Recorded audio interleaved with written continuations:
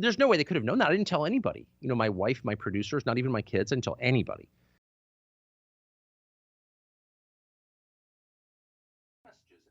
So my issue isn't with the NSA and them trying to protect our country.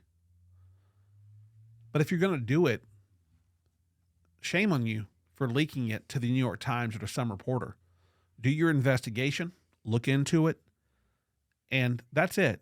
But that's his privacy. He's in the private place of his own home. He sends an email, and someone can say, well, he's emailing Russians, a country that we don't consider an ally, who is at war with allies, and that's why we're no problem. Look into it. But why leak it to a reporter? Because that's politics.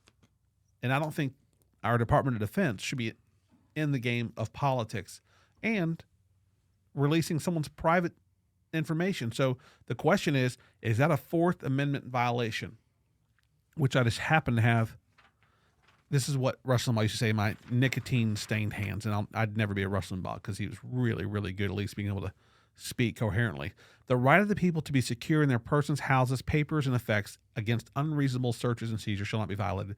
No warrant shall issue, but upon probable cause supported by oath or affirmation, and particularly describing the place to be searched and the persons or things to be seized. So the NSA was created back in the 1950s, according to some research I saw, and the Patriot Act, familiar with that one? Mm-hmm. That was started right after 9/11. That was a George Bush deal.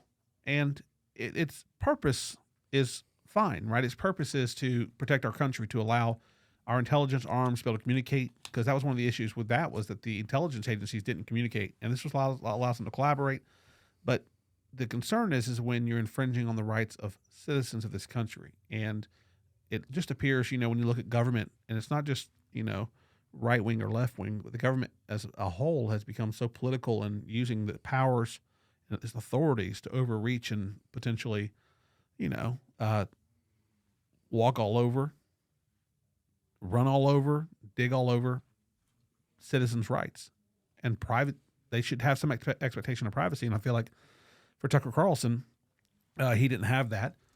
And that from an hour podcast, that was what I took away from it, right? I took away like, hold on, you sent emails and now you're getting questioned. Okay, fine. You got questioned. But they were leaked to other people outside. So those are things that I feel like should be investigated and carried out, like you're fired or whatever your clearances you have. That's not okay. And Tucker Carlson's story is a public one because he's a public figure. But if you don't have that spotlight, or if you don't have that fame and that following that he has, what does it look like for you? They can just watch you anytime.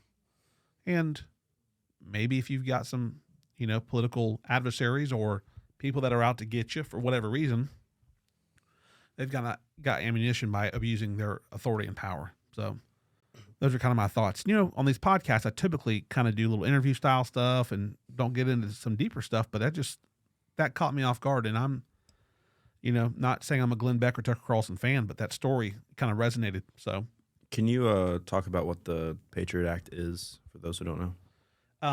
Well, the Patriot Act was, as I understand it, and I'm not an expert, was simply an act of legislation that Congress put in place sometime after 9/11 in 2001 that just allowed how they collected intelligence gathering that would help hopefully put a stop to a terrorist act taking place like a 9/11.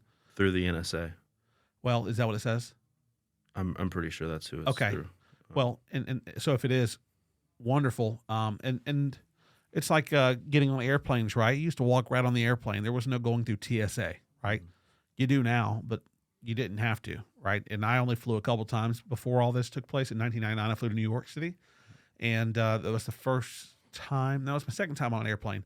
And before, you just get your ticket, you go to your waiting thing, you get on but right after 9/11, this is when TSA came in. This is when all the security checkpoints were put in place, and I've got zero problem with it. I've got zero problem with the full body scanners, because at the end of the day, you're keeping the airplane safe, the aircraft, and trying to make sure something doesn't happen. But you ought to have some reason, some probable cause to search through people's stuff.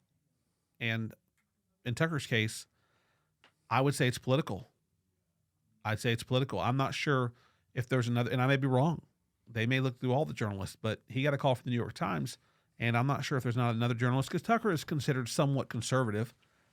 So if there's a journalist that's on the left-wing side, is that same journalist that's requesting interviews, or are they requesting interviews of other world leaders? And if they are, is the NSA asking them questions? And are they, well, in this case, I don't know the NSA ever asked him questions. It was a friend of his who was in D.C. who was powerful, who knew about it, that had him come up to talk about it.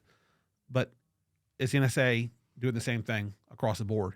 And at the same time, what they shouldn't do across the board is leak it to the New York Times, some private newspaper that has political motivations, whatever they may be, or an agenda, and that shouldn't happen.